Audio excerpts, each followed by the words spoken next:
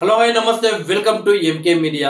Assembly వేదికగా హరీష్ రావు గారు అడ్డంగా బుక్కయ్యారంటే అవుననే సమాధానాలు వినిపిస్తున్నాయి. అసెంబ్లీలో ప్రభుత్వాన్ని ప్రశ్నించడానికి బీఆర్ఎస్ దగ్గర ఎన్నో ఆయుధాలు ఉన్నాయి. అందులో 6 గ్యారెంటీలు కావచ్చు, ఇతర రైతు బంధు కావచ్చు, రైతు రుణమాఫీ కావచ్చు, ఇవన్నీ కూడా ఉన్నాయి. కానీ ఇవన్నీ పక్కకు పెట్టి నిన్న హరీష్ రావు గారు అనవసరంగా టెంప్ట్ అయ్యారు అనే మాటలు అయితే వినిపిస్తున్నాయి. కేవలం నెటిజన్లే కాదు, బీఆర్ఎస్ పార్టీ కార్యకర్తలకు కూడా ఇదే అనిపిస్తుంది. నిన్న కాళేశ్వరం అవినీతి గురించి మంత్రి కోమటిరెడ్డి వెంకటరెడ్డి గారు మాట్లాడిన సందర్భంలో కోమటిరెడ్డి వెంకటరెడ్డికి కౌంటర్ ఇచ్చే సందర్భంలో హరీష్ రావు గారు సంచలన వ్యాఖ్యలు చేయడం జరిగింది.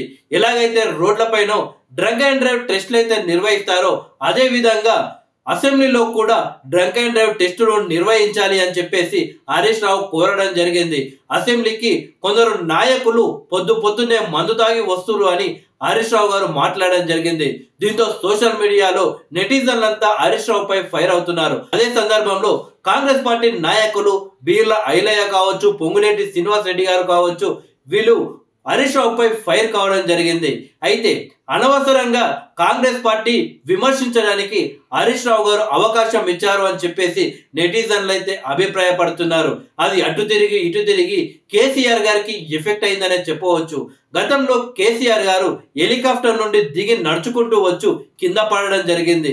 అలాగే ఒకానొక ఇంటర్వ్యూలో కేసీఆర్ గారు మందు గురించి మాట్లాడుతూ నేను రోజు కొంచెం పుచ్చుకుంటాను అని చెప్పడం జరిగింది. ఇప్పుడు ఆ 2 వీడియోలు కూడా సోషల్ మీడియాలో వైరల్ గా మారింది.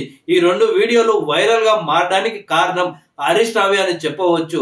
ఇక తాజాగా మాజీ కాంగ్రెస్ పార్టీ ఎమ్మెల్యే జగ్గారెడ్డి సైతం హరీష్ రావుకి కౌంటర్ ఇవ్వడం జరిగింది. అసెంబ్లీలో డ్రంక్ అండ్ డ్రైవ్ పెట్టడానికి మాకు ఎలాంటి ఇబ్బంది లేదు, ఎందుకంటే మా ముఖ్యమంత్రి రేవంత్ రెడ్డి గారికి ఎలాగో మందు అలవాటు లేదు. కానీ అసలు టెన్షన్ అంతా కేసీఆర్ గారి గురించే. కేసీఆర్ గారిని అసెంబ్లీకి రమ్మని ఎంతగా చెప్పినా కానీ ఆయన రావడం లేదు. ఒకవేళ అసెంబ్లీలో డ్రంక్ అండ్ డ్రైవ్ టెస్ట్ నిర్వహిస్తే ఇక జీవితంలో కేసీఆర్ అసెంబ్లీలో అడుగు పెట్టాడు అని జగ్గారెడ్డి హరీష్ రావుకి కౌంటర్ ఇవ్వడం జరిగింది. ఇలా మొత్తానికి హరీష్ రావు అక్కడ తిరిగి ఇక్కడ తిరిగి కేసీఆర్ ని ఇరికించాడని చెప్పవచ్చు.